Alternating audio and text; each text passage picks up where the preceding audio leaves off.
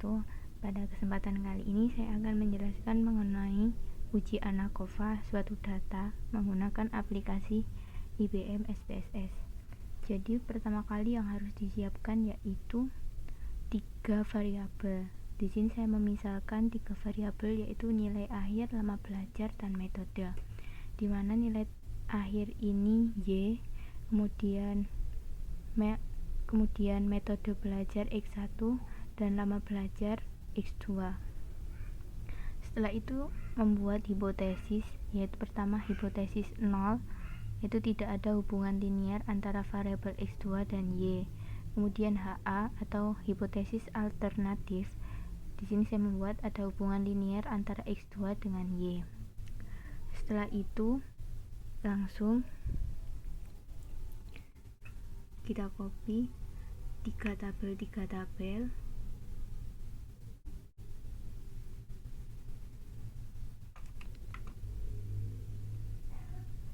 ke aplikasi IBM-nya, bagian data view. Kemudian 3 tabel sebelahnya juga.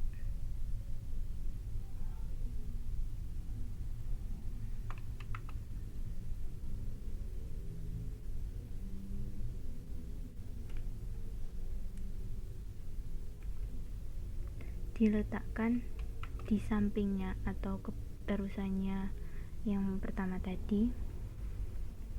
Setelah itu pilih menu variable view, yang name pertama diganti nilai, kemudian name yang kedua diganti lama belajar,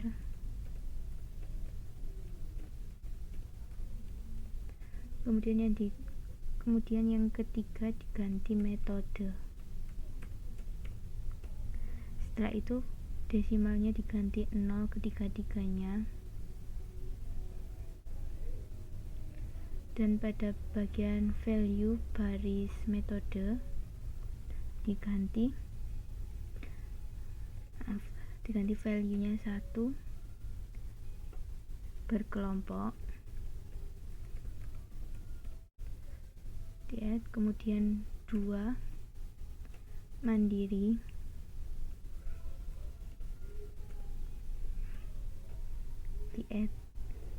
kemudian di OK.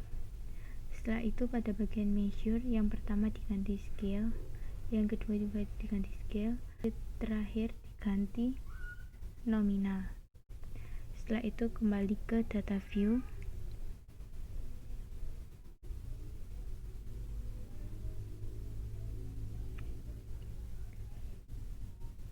pilih menu analyze, kemudian general linear model, univariate, kemudian yang nilai dipindah ke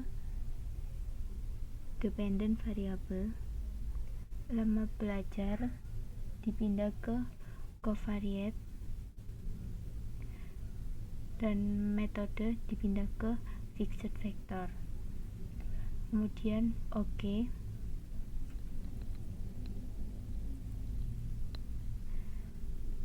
Kemudian data yang dilihat yaitu pada tabel test of between subject effect, yaitu pada baris lama belajar, kemudian metode belajar, metode, dan correct model dilihat pada kolom yang SIG. Kemudian pengambilan keputusan yaitu berdasarkan tabel tersebut, nilai signifikan untuk covariate atau lama belajar sebesar 0,378. Karena nilai signifikansi lebih besar dari 0,05, maka HO diterima atau dapat dikatakan tidak ada hubungan linier antara lama belajar dengan nilai akhir yang diperoleh. Kemudian untuk nilai signifikan metode belajar sebesar 0,642, karena nilai signifikansi lebih besar dari 0,05, maka HO diterima, sehingga dapat disimpulkan dengan pengaruh lama belajar terdapat pengaruh perbedaan metode belajar dengan nilai akhir yang diperoleh. Kemudian untuk mengetahui pengaruh lama belajar dan perbedaan metode belajar, terdapat nilai yang diperoleh secara simultan atau bersamaan dapat dilihat pada bagian korek model. Yaitu diperoleh sebesar 0,616. Karena nilai signifikansi lebih besar dari 0,05, maka HU diterima atau dapat disimpulkan bahwa secara simultan metode belajar dan lama belajar tidak berpengaruh terhadap nilai akhir yang diperoleh. Kemudian jika nilainya kurang dari, pengambilan keputusan yang pertama yaitu berdasarkan tabel di atas, nilai signifikansi untuk kovariat atau lama belajar kurang dari 0,05, maka HO ditolak atau dapat dikatakan ada hubungan linear antara lama belajar dengan nilai akhir yang diperoleh. Kemudian pengambilan keputusan yang kedua yaitu dilihat pada hasil metode pada bagian SIK. Jika hasilnya kurang dari 0,05, maka HO ditolak, sehingga dapat disimpulkan dengan pengaruh lama belajar tidak terdapat pengaruh perbedaan metode belajar dengan nilai akhir yang diperoleh.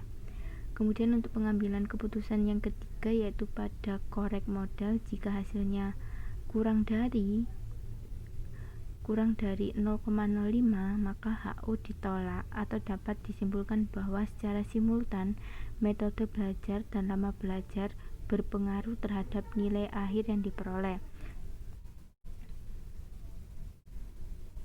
Sekian, semoga bermanfaat. Assalamualaikum warahmatullahi wabarakatuh.